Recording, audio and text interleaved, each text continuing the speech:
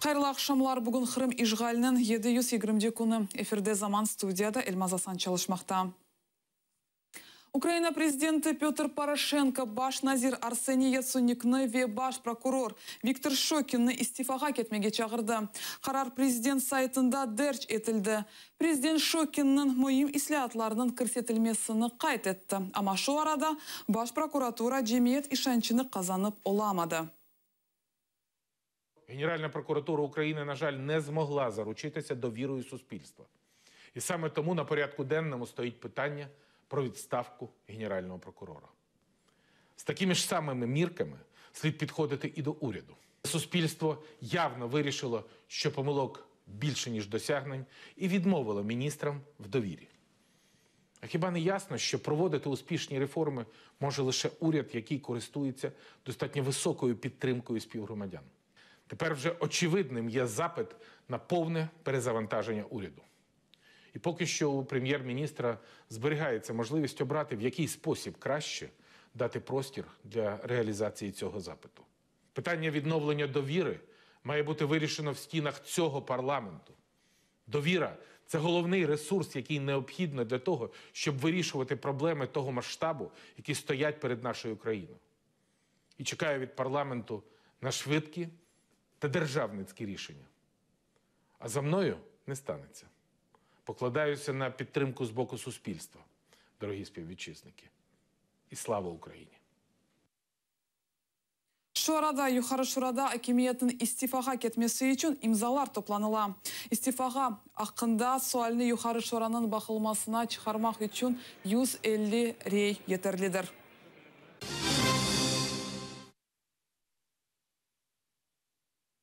Қырымда дабыр Қырым татары ғайып олды. Февраль 11 күні Ахмезжетте Марсель Аляудиновның ғайып олмасы тахмин етіле.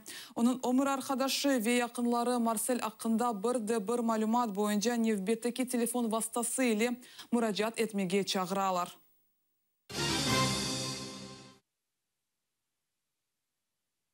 Қырымда ярымада парламентның сабық спикері Евгений Супрунникны яқаладылар. Оны бұйық миғдарда доландырыжылықта қабатлайлар. Бұны өзінің Facebook сайфесінде білдірді. Супрунникның язғанына көре о қабатнен разы дегел. Оның қайт еткеніне көре тақыға девамында оның ақлары бозылды.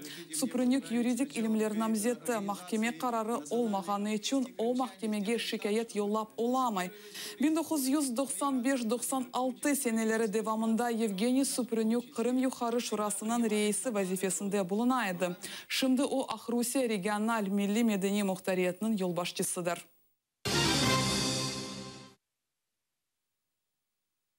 Қырымда Ришат Аметовның ишыны янында бақмаға башладылар. 2 yıllık ишыны яны тақықачы өгренмеге башлады. Тулқадын Зарина Аметованың білдіргеніне көре бұл вақыт девамында бір чоқ тақықачы денішті ве олар епсі бірші араштырып оламайлар. Шымды оның ақайының ишыны 5 тақықачы тақып етті, ама о қабатланғанларының тапылмасына ишанмай. 2014 сенесі мартының 15 күні Ришат Аметовның жеседі тапылған еді. Шатларының білдіргеніне көре уч самооборона темсилжелері барышық акция девамында оны янына келіп, белгісіз ерге алып кеттілер. Ришат Аметовны уч баласы қалды. Қырымның Русь мемориеті НКВД усулы бойынша чалыша. Бұл өнелешті Украина тыш ишлер назерлігі ярымада территориясында Қырым татар халқының милли меджлисінің қапатылмасы бойынша Қырым прокуратурасының қарарыны махкүм етті. Эвел Русь мемориетінің прокуроры Наталья Поклонская меджлис елбашчысының бірінші муавины Нариман Джилялға меджлисінің қапатылмасы бойынша аризаны туттырды. Ми, безперечно, висловлюємо рішучий протест у зв'язку з намірами окупаційної влади в Автономній Республіці Крим заборонити меджліс кримських татар.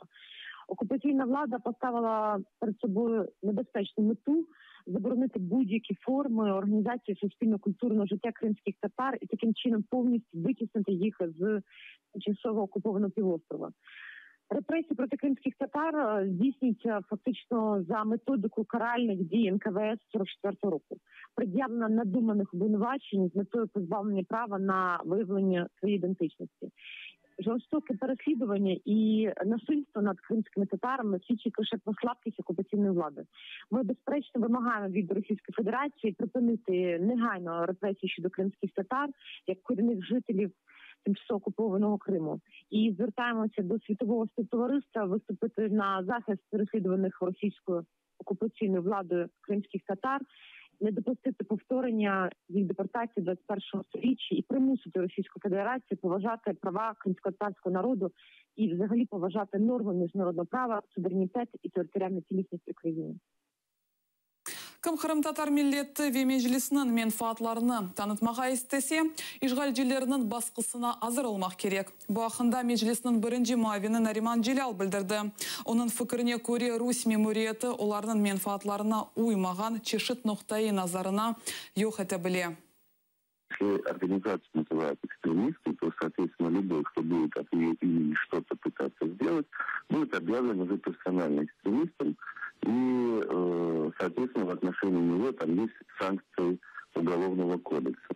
И в данном случае человек, если он хочет продолжать выражать определенную позицию, в данном случае позицию определиться крымского народа, он уже должен быть готов нести наказание или будет вынужден уехать. То есть в любом случае власти будут, скажем так, убирать, да, людей, которые в Крыму пытаются все-таки выражать определенные политические взгляды. Мәҗлис рәисе Рифат Чубаров Кырымның Русия хакимияте мәҗлис фәалияте токтатканны сәбәпләрен ачыклады. Меджлис, как представительский орган крымского народа, избираемый Хурултаем, полностью находился в действиях нормы Декларации о правах коренных народов. И тогда, когда мы создавали институты национального самоуправления, еще декларация не была принята, но были иные международные акты о правах коренных народов, проще говоря, оккупационные власти сегодня запрещают право крымско-татарского народа говорить своим голосом. То, что сегодня оккупационная власть расправляется с Меджлисом, избираемым самими крымскими татарами национальным органом и в соответствии с международным правом, часть экспертов видит то, что Россия готовится к более худшим действиям по отношению к крымским татарам. Ато зонасында вазият кергенлешті. Кечкен күн девамында Русия джинкаверлері Украин аскерлеріне қаршы 79 кері аттеш ачтылар. Незаконні збройні формування збільшують кількість обстрілів, дедалі частіше застосовуючи міномети. По наших опорних пунктах в Зайцевому противник, окрім мінометів калібру 120 мм, відкривав вогонь з самохідної артилерійської установки. Під мінометні обстріли противника потрапили також позиції Збройних сил України в районі Комінтернового, Гнутового, Широкіного, Красногорівки, Мар'їнки та Майорська. Неподалік Миколаївки та Новотроїцького відбулися бойові зіткнення з диверсійно-розвідувальною групою бандформувань. З гранатометів та великокаліберних кулеметів були обстріляні наші опорні пункти біля Гранітного, Новгородського, Опитного, Пісків, Авдіївки та шахти Бутівка. На Луганському напрямку ворог вів вогонь по українських позиціях в Трьохізбинці та Сокільниках. Украина хавсызлык хезмәте Русия ФСБ-не мәгълүматны берген инсанны якалады.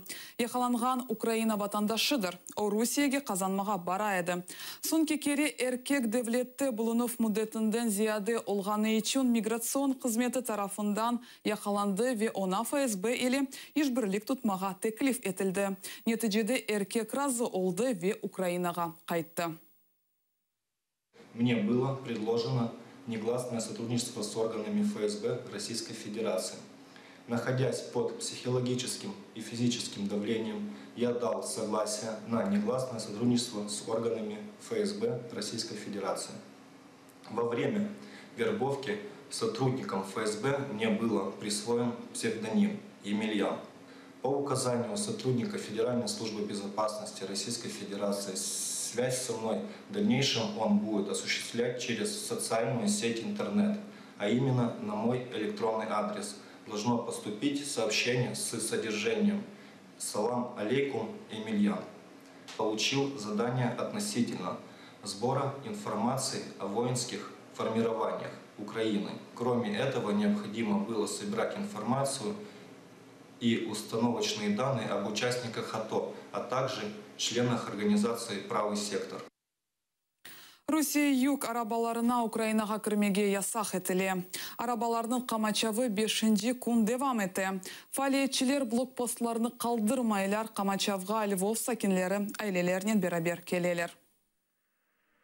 Ми діємо, власне, по максимуму правовому полі, тому що нас і так дискредитують кожного дня. Відповідно, я запропонував керівництву обласної поліції, щоб вони нам надали пост, щоб уповноважені особи могли перевіряти. Поки що того немає, стоять правоохоронці, але вони поки не беруть участі в власній блокаді. Так, ми стоїмо 5-й день, вже другу добу немає російських фур.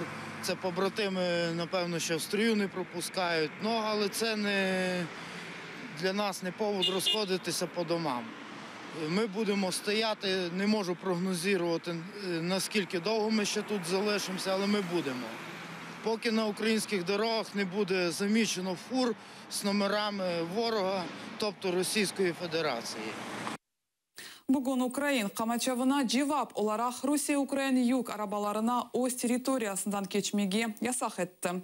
Интерфакс қызметі Русия нахлият назерлігінің сайтына эсасланы білдіре. Әлде етілген малюматларға көре Русиядан 324 Украин юг арабаларыны тоқтаттылар. Украина ақ Русия или халқара сынырында наразылық акциясы девам еті. Фальджилер Назирлер шурасының невінки қарарынен аразы дегейлер. Сынырда насыл вазиет бұны мұхберлеріміз өгренді. Украина тарапынан выступовичі кечув ноқтасында Русияның бір юк арабасы біле көрінмей. Мемет тұрн номерлерінен Минстен түркеге қайта. О ақ Русияге мандаринлер ташы. Түрке ватандашы Украина акциясына қол тұта. Ukrayna? Evet. Dünyada en kötü şey savaştır. Yani başka yerde de gördük savaşlar mesela. Yazık. İnsanlar boşuna ölüyor. Ruslar kudurdu. Hep her tarafa saldırmış. Her tarafa yani. Şimdi de Suriye'de. Буфер зонасында Аляда Русия номерлері юк арабалара болуна. Русия юк арабаларына Украинаға кірмеге ясақ, шынды олар артқа қайталар. Ве ақ Русияге кірмезден евел буфер зонада онларнен машиналар топланды. Айдавчы Геннадий Бутюн күн нейтраль зонасында кечірді. О 3 күн девамында Италияға чықмаға тырышты. Айтқанына көре 20 ел девамында проблемсіз Украинадан сербез қатна еді. Я уже 20 лет по Украине езжу. Другой дороги не знаю. А тут вы видите возврат. Что, как, никогда таких ситуаций не было. Украина гумрух қызметінің мәліматына көре, блокаданын башлануынен сынырны 270 юк арабасы кечті. Бұл әсәсен Украинадан Авропаға кечіп оламаған, яда бош қайтқан арабалар. Бір юк арабасы біле Авропа йонелішінден сынырны кечіп оламады. Переміщення транспортних засобів, вантажних транспортних засобів Російської Федерації на даний час не проводиться. Їх не надходить з території Білорусі, Російської Федерації автомобілів, які можуть перевозити вантажі в режимі прохідного транзиту по території. Жодних транспортних засобів не проводилося оформлення пунктом пропуску виступовичі Житомирської митниці ДФС. Блокада іштиракчылары Назирлер шурасының қарарынен разы дегіл, чүнкі қарар тек транзитнақ сынырлай. Оның үшін ясаққа бақмадан Русия рабалары юкны енгіл рабаға кечіріп, Украинаға сербез кече білелер. Сейчас не устраивает принятый закон. Там транзит прекратить, а въезд російський фур не заборонили на території України. Тільки транзит. Будемо чекати, поки повністю заборонять в'їзд російських машин на території України. Енді бірінхаш губернатор Назирлер шурасына мұражатта болынып, Русия юк арабаларынан әрекеті бойынша қарарына қабыл етмеге реджа еттілер. Активистлер есе ноқталарыны терк етмеге істемелер. Олар акиметтен керекли қарарына қабыл етмеге талап етечеклер. Эльвина Сидбулаева, Альдар Тарыташ, Весман Нурадинов, Заман, АТР. Дұқыс инсан екі одалы дәреде яшай. Джамхиралар айлесі 2 ел евелсі Бахчисарай райондан Украина ғарбына көчті. Айле башы Джамалының білдіргене көре о Қырымда қалып оламады. Қытаға көчкен сон Украина шарқында женклеше еді. Шынды қоранта бедава мескен беклей. Мемориетті ишандырғанларына көре айлеге яқын вақытта мескен айырмаға ярдым етежеклер. Я их просто посадил в поезд, и они поехали в место Львив.